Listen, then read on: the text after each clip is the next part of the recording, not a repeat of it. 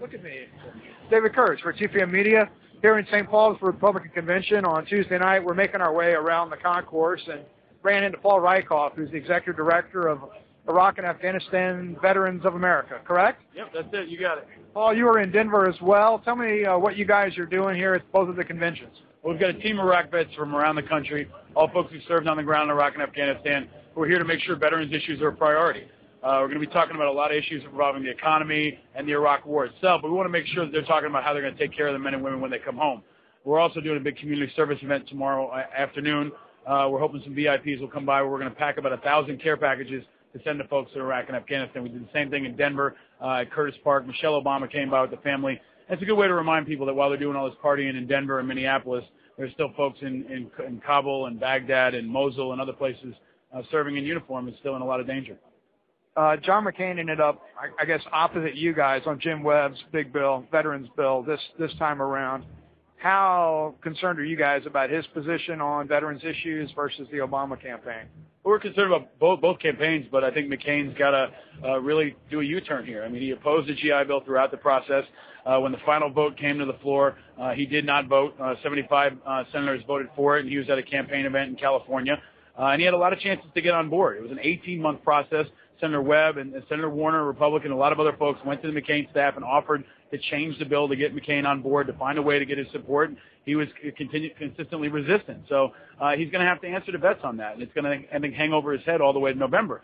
He's also consistently voted against expanding VA funding and other issues that are critical to young vets especially. So the way I see it, vets are a jump ball. You've got about 25 million folks who served in uniform that are alive in America that can vote. About 2 million of them are Iraq and Afghanistan vets, and they're going to be listening very closely to John McCain, not just how he talks about his personal record, but how his votes can be explained and what he's going to do going forward to deal with issues like post-traumatic stress disorder, traumatic brain injury, unemployment rates, all the things that are affecting young veterans in a very immediate way.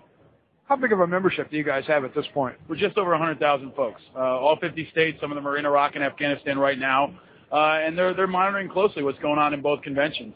I think, the Republicans have traditionally, in the last 20 years, really had kind of a stranglehold in the military vote, but I think that's changing. What we've seen in our membership is that folks are leaving the Republican Party, but they're declaring much more as independents than Democrats. So our membership is very independent-minded.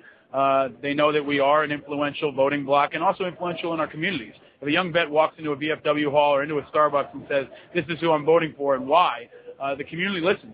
So I think all our veterans are going to be watching closely and see how these conventions pan out. For your members, how important is John McCain's own military service compared to the lack of thereof on the Democratic ticket? It's important, but it doesn't substitute a good voting record.